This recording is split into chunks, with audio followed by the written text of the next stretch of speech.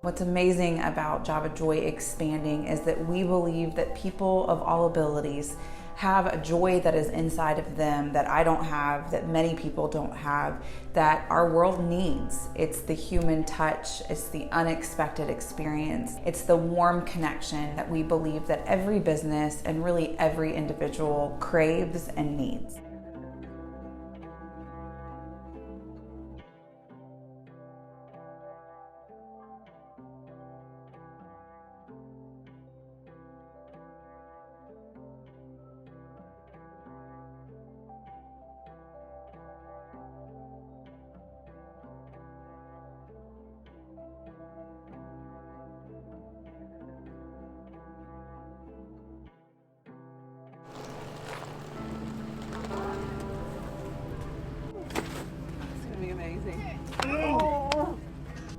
We're going to San Francisco today. So I think it's this idea that every one of us are really like deep down inside our 8-year-old selves. We have these dreams of what we want to be when we grow up, and I think the dream is to use what we were born with, what we were created with, and give it away. And I think people with disabilities oftentimes don't have the opportunity to dream for themselves. And so this trip is not only spreading joy in San Francisco, it's not only training new Joyristas that are here and modeling what it looks like to be a Joyrista, but it's an opportunity for Nikki to get on a flight for the first time. It's an opportunity for all 4 of them to go on their first ever business trip.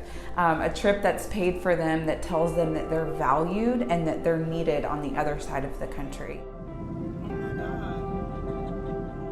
I love being a Joyrista because we get to spread a lot of hugs and joy.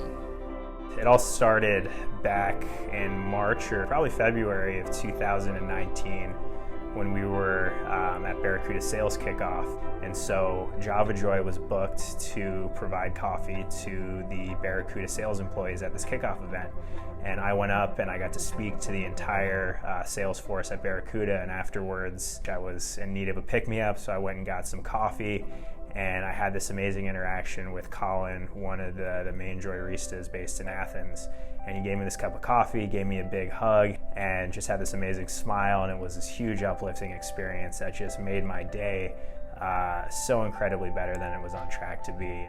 And I immediately got in touch with Laura and said, we need Java Joy in San Francisco and in the Bay Area. And so I've been working with Laura and Nikki and Girly Girl and Megan and Colin and everyone else here at the Java Joy team to expand out of Georgia. There is this whole notion of San Francisco as just a city that is moving too fast, and every once in a while people need to slow down and really just have a meaningful interaction. You know, we have so many non-meaningful interactions with devices, with other people.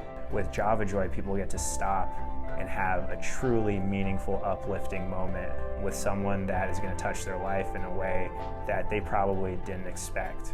All of us have our own experiences and memories and interactions in the past with people with disabilities. And so I think we come into a Java Joy experience with those experiences in the back of our mind. And then we get this great cup of coffee, and we may be tired, and so we're just going to the Java Joy cart simply for the caffeine boost. And we go and we have this interaction, and someone says enjoy, and then they give us a hug. And we didn't realize we needed that hug, and it was the thing that we didn't know that we needed. And then all of a sudden we go back into our jobs much more joyful, much more relaxed, and much more at peace, and ultimately a lot more productive. The goal of Java Joy is not to be a one-time thing that you just book Java Joy once and you never book it again. We want to get people booking Java Joy regularly, once a month, once a week, and they can have recurring Joyristas come, see people in the company, and it can be really people that the company will rally around. And those Joyristas, the goal is for them to become really ingrained in the company culture. Okay, my name is John Hammond, and this is my first day for Joyrista training. For the Joyristas, I think it's freedom. It's freedom to be themselves.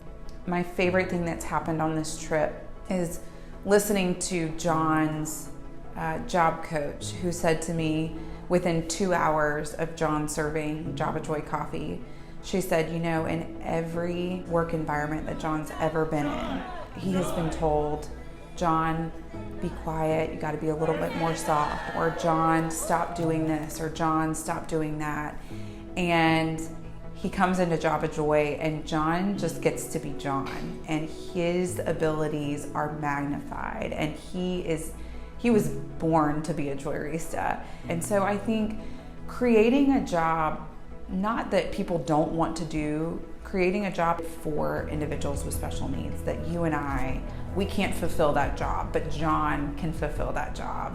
And I think that is pretty revolutionary. You know, you could see they're in their element when they're serving coffee. They're not only making themselves happy, but they're getting everyone that comes and gets a cup of coffee fired up.